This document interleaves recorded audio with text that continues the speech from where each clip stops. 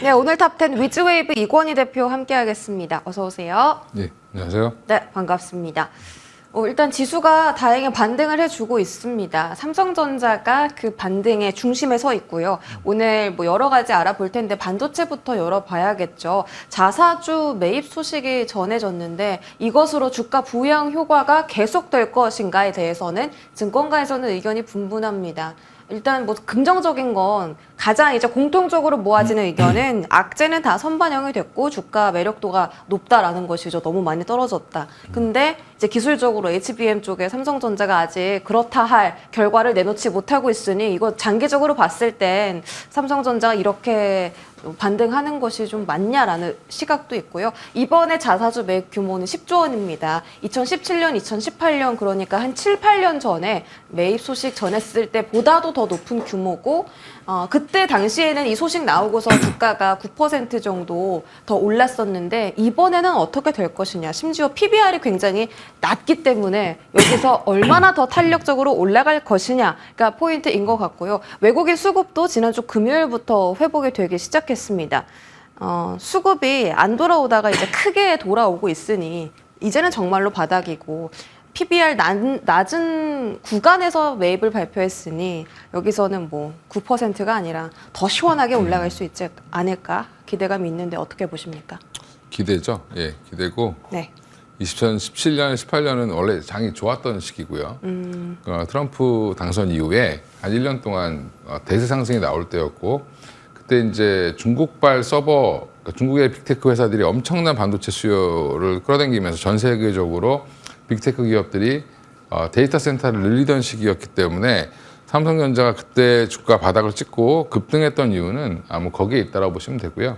지금 업황도 비슷하긴 한데 물론 이제 AI 빅데이터 관련돼서 AI 서버들이 이제 데이터 센터들이 많이 지어지고 있는데 거기에 이제 핵심을 지금 삼성전자가 넣지 못하고 있어서 지금 문제가 되는 거기 때문에 그때와는 좀 상황이 좀 다르긴 하지만 물론 이제 그게 HBM3E 뭐 4 뭐 시장에 이제 진출을 본격적으로 한다라고 하면 또 이제 길게 보면 삼성전자가 이제 추세 상승으로 갈 수 있다라고 보는데 지금 현재 입장에서 보면 바닥은 확인했다. 그러니까 드디어 이제 외국인들이 사기 시작했죠. 저는 약간 의아스러운데 그게 장 끝나고 발표했는데 어떻게 알고 금요일날 그렇게 49,900원부터 사 올렸는지 그게 사실 좀 의구심이 있는데 그런 거를 조사해야 된다 저는 그렇게 생각하고 있습니다. 유출, 공개 유출. 네, 그럼 당연히 정보가 유출된 거죠. 그렇게 보면 사실은 지금 이제 오늘 뭐 추세적으로 반등이 나오고 있는, 그러니까 이틀 연속 반등이 나오고 있는 거는 시장 전체적인 분위기를 좋게 하는 데는 굉장히 긍정적이고요. 네. 전에 이제 일전에 삼성전자가 빠질 때 한참 막 내려가고 있을 때 제가 55,000원에서 6만 원, 5만 원대 얘기하니까 다들 놀라셨는데 결국에 4999를 찍고 49,900원을 찍고 이제 올라왔는데 과매도 구간을 좀 해소하고 지금 이제 다시 6만 원대 초반까지의 반등은 충분히 가능할 걸로 봅니다. 이거 일수만으로도. 왜냐하면 이게 3조 원은 당장 3개월 안에 사서 소각을 하겠다라고 얘기했고 시가총액이 거의 한 100분의 1 정도 되는 금액이죠. 그리고 만약에 7조까지 이사회를 통과해서 만약에 다 소각을 한다라고 하면 추가 상승도 가능할 걸로 보는데 근데 이제 주식 수를 단순히 줄이기만 한다고 해서 주가가 올라가는 건 아니고 정확히는 이 기술에서 앞으로 삼성이 이제 본업을 잘 할 수 있느냐 없느냐 그 여부를 좀 봐야 되기 때문에 그거에 대한 의구심은 여전히 좀 남아있다. 그 숙제만 풀린다라고 하면 뭐 7만 전자가 아니라 8만 전자, 9만 전자도 갈 수 있죠. 네. 그러니까 예전에 삼성전자의 모습을 보여준다라고 하면. 네. 그러니까 지금 단기적으로는 한 6만 원까지의 반등은 충분히 나올 수 있는 재료 정도로 보고 있습니다. 알겠습니다. 지난주 금요일부터 벌써 이틀 동안 이 거래일 동안 15% 정도가 올랐는데 6만 원까지는 그래도 추가 상승 룸 열어둬도 되겠다라는 말씀 주셨고요. 기관 순매수 리스트 보시면 그 삼성전자를 사는 것이 아니라 삼성 그룹주를 좀 사고 있습니다. 뭐 그룹주 물산, 화재, 뭐 생명, SDS 아까 있었죠. 다 급등 중이라 이 자사주 온기가 그룹주에도 좀 퍼지고 있는데 차라리 삼성전자를 너무 못 잡으신 분들이 있다면 그룹주도 좀 순매수 매력이 있나요? 그건 뭐 단기 이벤트로 끝날 가능성이 높고요. 이제 삼성전자 지분을 갖고 있는 회사들이죠. 워낙 순환출자가 되어 있고 이재용 회장이 사실은 삼성물산을 지배하면서 삼성전자를 지배한 것처럼 또 삼성생명은 언제든지 팔아야 되는 지금 삼성전자 주식을 갖고 있는데 아직도 안 팔고 있죠. 그러니까 여러 가지 이제 그런 부분들이 초난출자 고리에 엮여 있는 회사들이 삼성전자 지분을 갖고 있다는 이유로 지금 올라오는 거기 때문에 이게 어떻게 보면 대형주인데도 불구하고 테마성으로 좀 돈다. 워낙 이제 삼성전자가 이렇게 급등하는 거를 갭상승하는 거 저도 아마 처음 보는 것 같은데 네. 이런 부분들은 이제 일시적으로 약간 놀래서 반응하는 것 같은 그러니까 기관들이 이제 수급을 만들어내는 거라고 보시면 되고요. 지금 쫓아가면 물릴 가능성이 높다. 그런 기업들은 오히려 차라리 삼성전자 사시는 게 낫지 않을까 생각하고 있습니다. 알겠습니다. 그렇지만 삼성전자를 산다고 하더라도 짧게 봐야 한다는 말씀이신 거죠? 그렇죠. 좀 길게 긍정적으로 보시는 분들은 뭐 길게 사서 이제 모아가는 단계는 괜찮다라고 보는데 항상 이제 6만 원의 허들을 또 넘어가려면 또 뭔가가 필요한 그런 상황이다라고 보시면 될 것 같습니다. 그게 이제 기술이고 알겠습니다. 그러면 그에 대한 부분을 또 질문 드려보자면 이번 주 목요일에 엔비디아 실적 발표하죠. 증권가, 월가, IB 쪽에서도 의견이 좀 갈립니다. 모건 스탠리는 실적 부진할 거고 그 외에 다른 4가지의 IB들은 목표가를 상회하겠습니다. 실적 예상 상회하더라도 그냥 조금 뛰어넘을 수 있다라는 의견도 있고요. 반도체 업황에 대한 평가, 뭐 블랙웰 공급 차질 유무 관전 포인트라고 적혀 있는데 엔비디아 AI 칩 블랙웰 서버 과열 문제 해결 시도 중이라는 기사가 또 한 몇 시간 전에 또 떴거든요. 이런 흐름으로 간다면 엔비디아 실적에 기대서 반도체가 반등할 수 있겠다라는 것도 좀 어렵나요? 항상 1등 기업은 견제를 받죠. 그게 당연한 건데 엔비디아가 지금 워낙 잘 나가다 보니까 조금만 문제가 생기면 못 물어뜯어서 안달리는 데가 굉장히 많습니다. 그것도 재미있는 뉴스거리가 될 거고 전 세계적으로 관심이 많기 때문에 그런데 블랙웰이 이 내용을 이제 보면 블랙웰부터 말씀드리면 지금 과열 문제 이제 B100, B200을 적용한 게 이제 블랙웰 관련된 이제 어떻게 보면 서버 전체 통으로 이제 얘기하는 겁니다. 이건 칩을 얘기하는 게 아니라 그러면 이제 이 그 렉 단위로 렉끼리 서로 연결돼야 되고 그러다 보면 사람 키만한 이제 서버에 들어가는 그러니까 데이터 센터에 들어가는 이 컴퓨터가 만들어지는데 그 사이에 이제 이제 과열 발생 이런 것들이 일부 나왔다라고 하면서 지금 설계 변경이나 뭐 이런 조치를 한다라고 하는데 소비자 입장에서 사가는 쪽에서는 마이크로소프트 같은 경우는 자기들이 알아서 가져가서 보완해서 쓰겠다. 그래도 줘라라고 얘기하고 있고요. 오히려 다른 쪽은 그러면 뭐 나는 호퍼를 더 많이 가져갈래. 블랙웰이 당장 그러면 호퍼를 더 많이 가져갈 거야. 이렇게 얘기를 합니다. 그 얘기 무슨 말이냐면 블랙웰 자체 문제가 중요한 게 아니라 엔비디아 전체로 보면 호퍼가 더 팔리면 돈을 더 많이 법니다. 박리담인가요? 호퍼가 마진율이 훨씬 더 좋습니다. 아, 그래요? 예.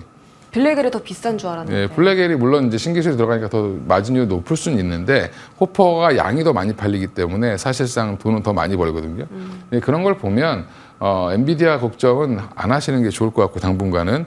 그리고 이게 답이 뭐냐면 모건 스탠리에서 소폭 부진한 실적, 그다음에 제프리 같은 경우나 이쪽을 쭉 보면 예상 실적을 소폭 상회하게 할 거다. 그 얘기는 무슨 말이냐면 눈높이가 아주 높지 않다. 그러면 이거보다 예상치보다 생각보다 조금 더 나오면 시장은 또 과반응할 수도 있습니다.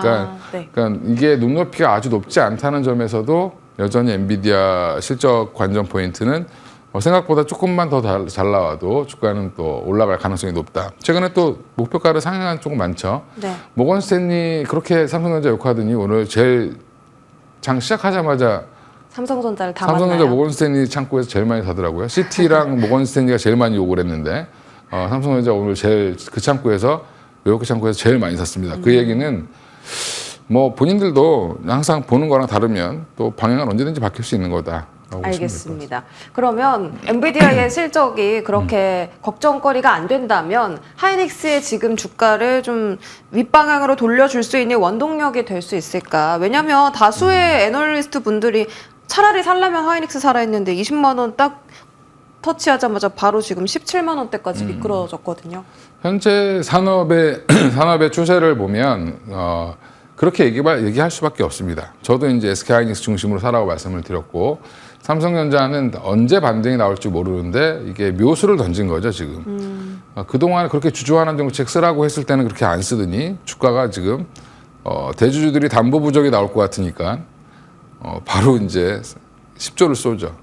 그러니까 이게 사실은 이제 미리 삼성전자가 이런 주가 부양책을 미리미리 썼으면 더 좋지 않았을까 저는 개인적으로 생각하는데 꼭 제 막판에 몰려서 이렇게 물론 이게 주가 반등의 트리거가 돼서 참 다행이긴 한데 지금이라도 써서 그래서 이런 부분들을 보면 좀 우리나라 기업들이 하는 게 좀 아쉽다라고 생각이 들고요. SK하이닉스 같은 경우는 지금 뭐 빠진 이유가 뭐 블랙엘 이슈 뭐 이렇게 생각하시는데 그게 아니라 삼성전자 살려고 SK하이닉스 파는 거죠. 예, 그냥 수급에 의해서 삼성전자 워낙 바닥인데 좋은 호재 나오니까 그걸 살려면 반도체 섹터에서 수익난 하이닉스 팔고 글로 넘어가는 정도 이렇게 생각하시면 될 것 같습니다. 그럼 삼성전자 말씀하신 것처럼 6만 원 오면 다시 하이닉스가 오를 거라고. 그렇죠. 뭐 이제 또 정체되면 네. 또 하이닉스가 또 다시 올라가겠죠. 이 수급 줄다리기가 좀 언제까지? 네, 왜냐하면 돈이 지금 한정적으로 움직이다 보니까 특히 반도체 관련된 뭐 ETF나 뭐 이런 펀드나 다 그 한정된 돈 안에서 움직여야 됩니다. 그래서 그러면 당연히 이제 삼성전자가 워낙 바닥이니까 바닥에서 치고 올라올 때 따라 붙으려면 하이닉스를 팔고 가야죠. 예, 그렇게 보시면 될 것 같습니다. 그럼 마지막으로 소부장단에 대한 전망도 체크해 주시면 좋겠는데 엔비디아 실적 잘 나와서 반도체 투톱이 움직임에 나온다 하면 소부장도 같이 움직여 줄까요? 뭐 같이 움직일 텐데 오늘 반응을 보면 삼성전자 개별 이슈로 올라가는 거기 때문에 네. 소부장의 반응이 없죠.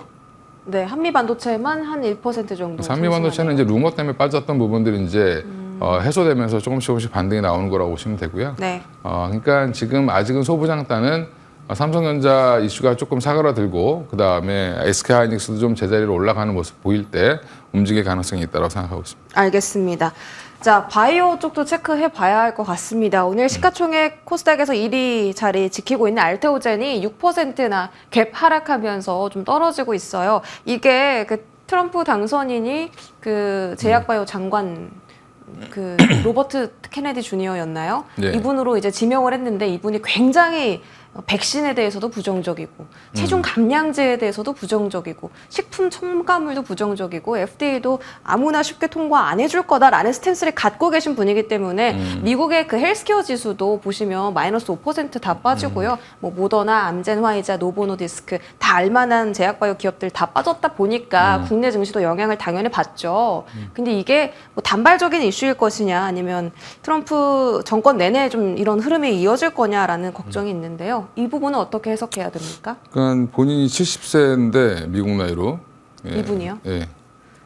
70세인데 본인이 약이 없었으면 그 나이까지 지금 살아 있을까요?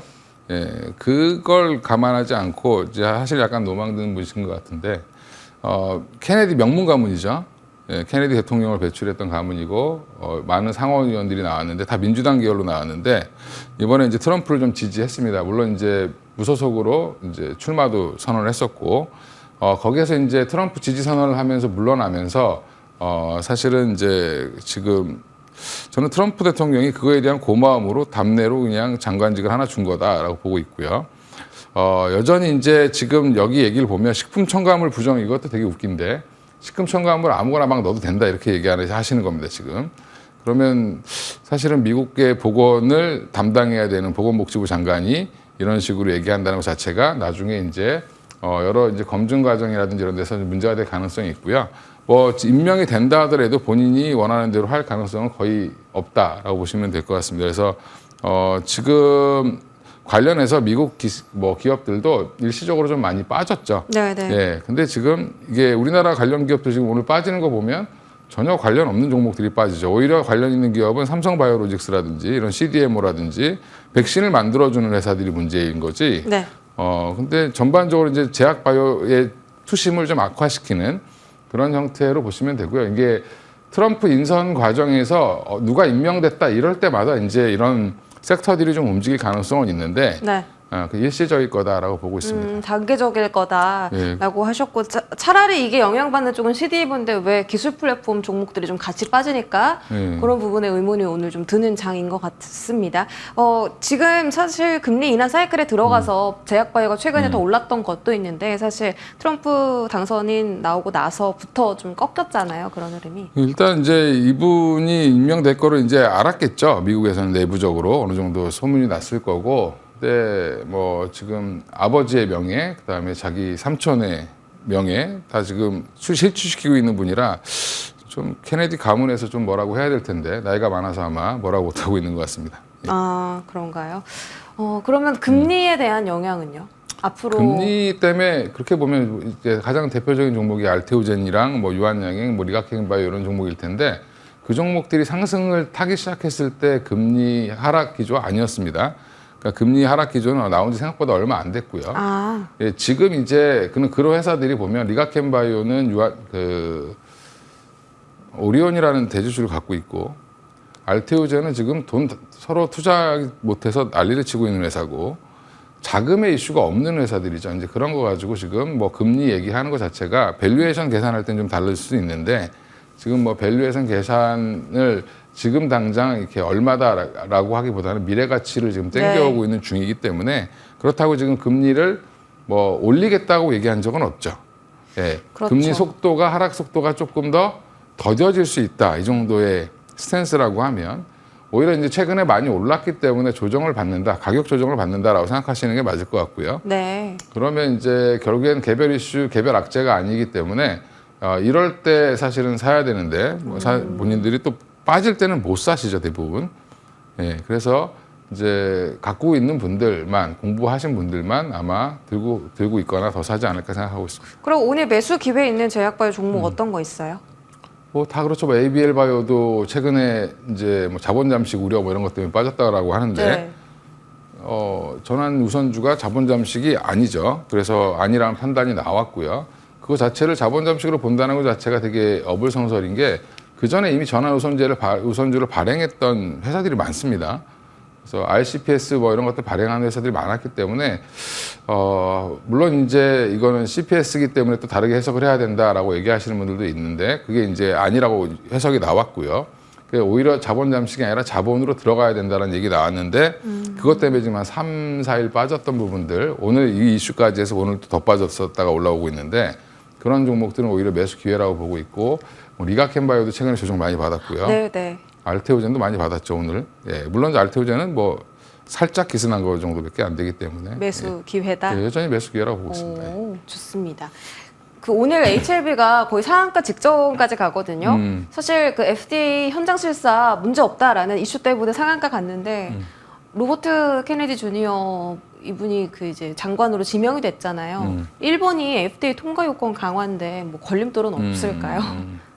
걸림돌이 있겠죠. 예, 근데 지금 지난번에 두 번의 하락이 있었는데 한 번은 2개월 전, 그러니까 2개월 만에 이제 재심사를 해서 2개월 만에 될 거다라고 생각했는데 6개월로 선정되면서 주가가 한번 최근에 빠졌었고요. 그 부분을 오늘 지금 다 만회를 하고 있는 건데 그 전에 이제 가남 1차 심사 아예 통과 자체할 때 이 절차적 요건 실사에서 통과를 못하는 바람에 떨어졌었죠 그때. 맞아요. 예, 그래서 그 악몽이 이번에도 있었는데 그래서 최근에 주가가 좀 흘렀습니다. 혹시 또 떨어지면 어떡하지? 이랬는데 지금 그게 이제 통과됐다고 하니까 환호를 하면서 올라오는데 현실을 보면 그거는 이제 그 가는 과정의 첫 단계입니다. 그러면 이게 진짜로 마지막까지 통과가 될지 여부는 우리는 아무도 모른다. 예, 그러니까 지금은 뭐 따라 붙어야 되는 시기는 아니고요. 전망이. 예, 그걸 좋게 보시는 분들은 더 사시면 되고 잘 모르시는 분들은 그냥 쳐다보시면 되고. 알겠습니다. 예, 그렇습니다. HLB에 대한 의견도 들어봤고요. 위즈웨이브 이건희 대표와 이야기 나눴습니다. 고맙습니다. 예, 감사합니다.